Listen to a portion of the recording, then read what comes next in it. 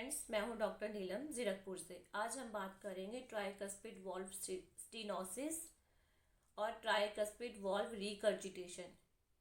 Tricuspid valve रिकर्जिटेशन को ही tricuspid valve insufficiency कहा जाता है, क्योंकि जो ब्लड उसको पंप करना होता है वो बॉडी के लिए सफिशिएंट नहीं होता है। तो इसमें क्या होता है, जो ट्राइकस्पिड वॉल्व होता है वो आपके राइट एट्रिया और राइट वेंट्रिकल के बीच में होता है। मतलब हार्ट में दो चैम्बर होते हैं राइट साइड पर, एक ऊपर और एक नीचे।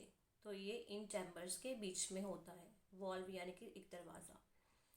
राइट साइड का हार्ट जो होता है पूरी बॉडी से गंदा खून यानी कि डीऑक्सीजनेटेड ब्लड, जिसके अंदर कार्बन डाइऑक्साइड होता है, वो लेता है।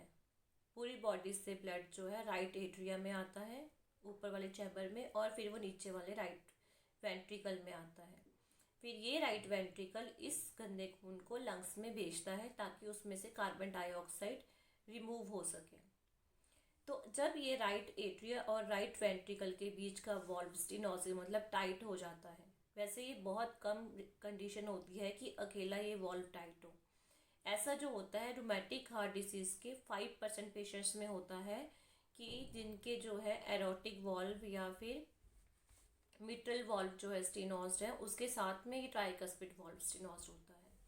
अदरवाइज बाकी जो पेशेंट्स हैं उनमें ऐसा बहुत ही रेयर होता है। तो इसमें अब क्या होगा कि आपका ये वॉल्व टाइट है, जो ब्लड राइट एट्रिया से राइट वेंट्रिकल में आना चाहिए कितना, तो वो उतना नहीं आया क्योंकि वॉल्व टाइट हो गया है। तो राइट एट्रिया में क्या है, एक्स्ट्रा ब्लड जो है वो इकट्ठा हो जाएगा। अब एक्स्ट्रा वॉल्यूम को मैनेज करने के लिए राइट एट्रिया जो है अपने आप को डायलेट करेगा, अपने आप को हाइपरट्रॉफी हो जाएगी उसकी, मतलब उसकी मसल सेल्स जो है ग्रोथ होना स्टार्ट हो जाएंगी। बट राइट हार्ट का जो है जो राइट एट्रिया होता है, इसकी कैपेसिटी लेफ्ट से बहुत ज़्यादा होती है मैनेज करने की। इसीलिए ज़्यादा जो है हार्मफुल होता है वो लेफ्ट साइडेड हार्ट फेलियर होता है। राइट की कैपेसिटी बहुत ज़्यादा होती है एज़ कम्पेयर टू लेफ्ट।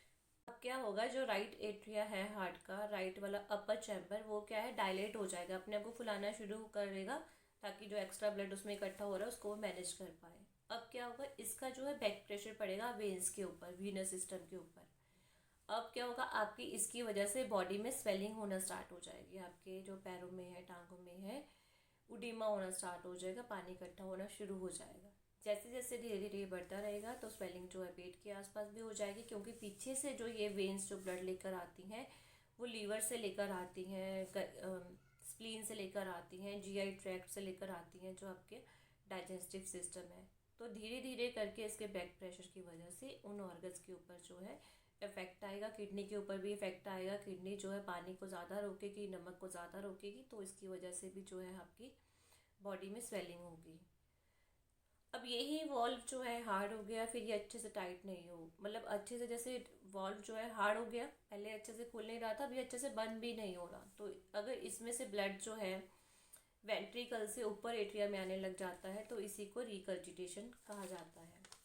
रिकर्जिटेशन का मतलब होता है कि आपका जो वॉल्व है राइट एट्रिया और राइट वेंट्रिकल का, वो अच्छे से बंद भी नहीं हो रहा।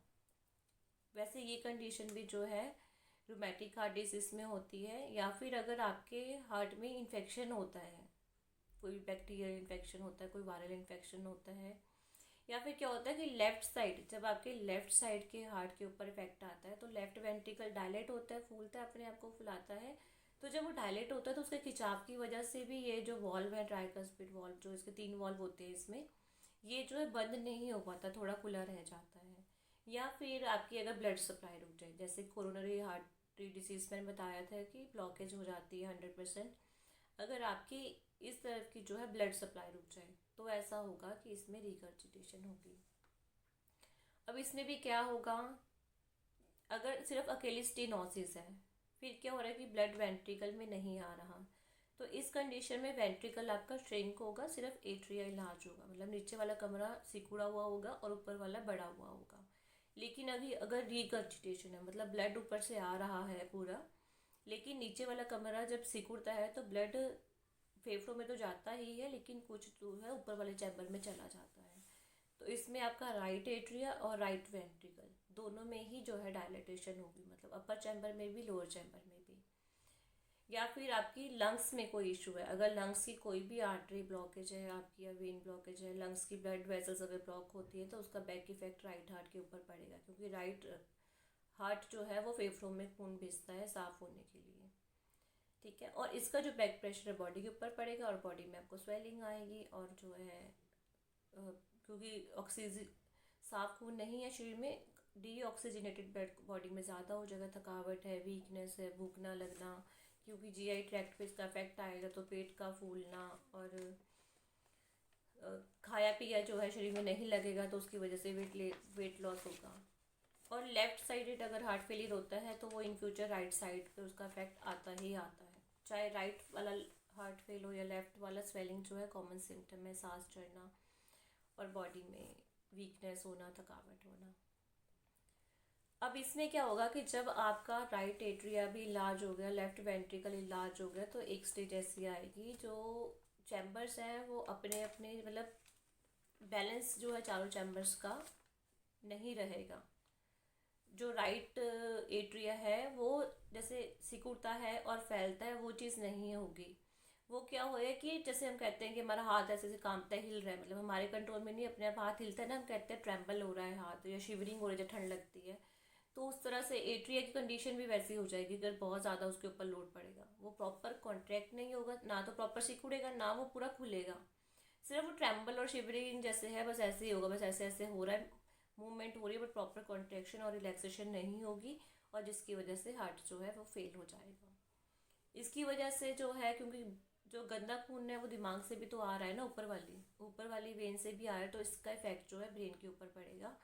ब्रेन में जो है गंदा खून वो ज़्यादा होने की वजह से कन्फ्यूज़न होगी और मेमोरी लॉस होगा, और फिर जैसे चक्कर आने वाले और बेहोशी की हालत जो है ऐसा हो जाता है। तो ये था मेरा आज का ट्राइकस्पिड वॉल्व। मैंने ये बताया क्योंकि ये रीज़न है राइट साइडेड हार्ट फेलियर का। तो ये था मेरा आज का वीडियो। अगर आपको पसंद आए तो लाइक कीजिए, शेयर कीजिए, सब्सक्राइब कीजिए। नमस्ते।